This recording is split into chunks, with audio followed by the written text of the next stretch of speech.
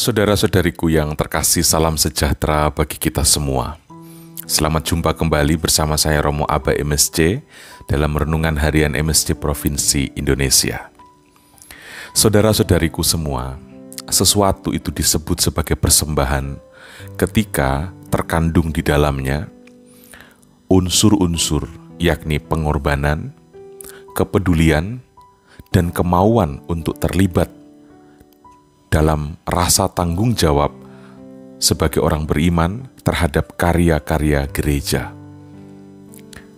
Setidaknya ada 3 unsur yang bisa menjadi kriteria apakah pemberian kita terkategori sebagai persembahan yang luhur atau bukan.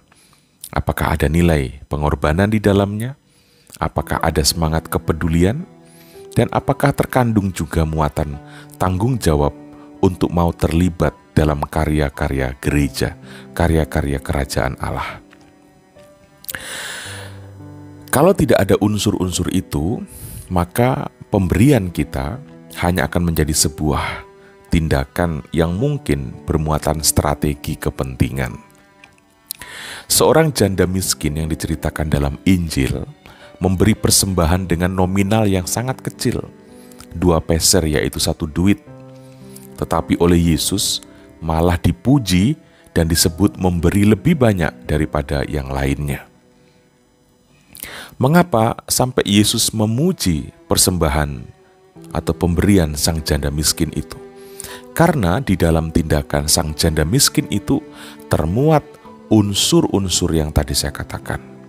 Ada pengorbanan, karena diceritakan bahwa itu adalah penghasilannya yang sebenarnya dia butuhkan untuk hidup. Tetapi karena kepedulian dan karena cintanya akan karya-karya kerajaan Allah di dalam keimanannya sebagai orang Yahudi di hadapan Yahweh, di hadapan Allah, maka ia memberikan pemberian itu.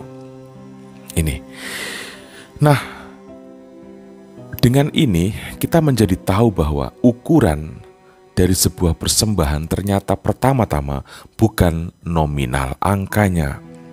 Sekalipun nominalnya kecil, tetapi kalau hal itu didasari oleh semangat pengorbanan, kepedulian, dan kemauan untuk terlibat dan bertanggung jawab, maka hal itu akan menjadi sebuah persembahan yang berharga di mata Allah. Tetapi kalau pemberiannya besar secara nominal, tetapi didasari oleh dorongan untuk dipuji, dorongan untuk diakui, dorongan untuk mencari aman, supaya Tuhan tidak kutuk, supaya Tuhan tidak tarik rejeki dan lain sebagainya, atau setidaknya seolah-olah ada harapan timbal balik dari pemberian itu, baik dari manusia maupun dari Allah terhadap sang pemberi itu, maka pemberian itu akan berkurang nilai keluhurannya. Ini contohnya kita bisa aplikasikan dalam kehidupan menggereja kita sebagai orang Katolik. Di sebuah gereja biasanya ada kotak persembahan atau ada kantong persembahan yang diedarkan. Sebelum kita merogoh saku atau membuka dompet kita, mari kita pastikan dahulu apakah pemberian kita itu berdasar pada kepedulian untuk mendukung karya-karya gereja, atau sekedar ikut rame karena sudah giliran. Kalaupun tidak ada kotak atau tidak ada kantong persembahan yang lewat di depan, mungkin kita tidak akan memberi atau cuek saja. Jadi, uang yang kita genggam atau yang kita berikan dalam sebuah kotak atau kantong pada saat ibadat itu memang menjadi dorongan kepedulian, atau karena ya sudah terlanjur lewat di depan jadi harus beri. Kalau nggak ada yang lewat, mungkin saya tidak akan pernah memberi seumur hidup saya. Yang penting saya sudah duduk di gereja, itu sudah sangat memuaskan. Bisa saja, ya, seperti itu. Jadi karena sebuah kepedulian atau karena sekedar ikut rame atau malu kalau dilihat orang kita tidak memberikan sesuatu pada kantong yang sudah ada di depan kita. Selanjutnya kita juga perlu bertanya, apakah pemberian kita itu berdasar pada kecintaan akan gereja, pada kecintaan akan karya-karya gereja.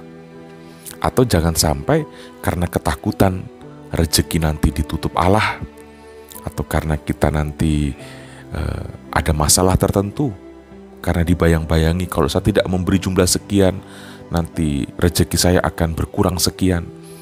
Itukah yang menjadi motivasi?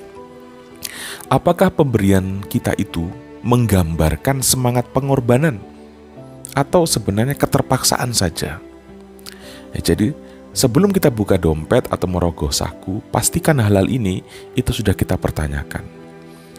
Ini muncul dari kepedulian atau ikut rame, muncul dari kecintaan atau keterpaksaan, muncul dari pengorbanan atau karena ketakutan sebenarnya. Apakah pemberianku bermuatan ketulusan atau sekedar cari muka di hadapan Allah?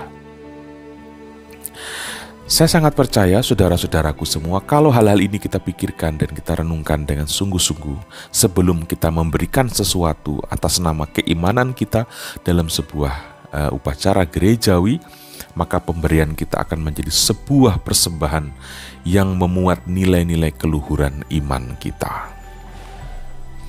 Tuhan Yesus memberkati kita semua.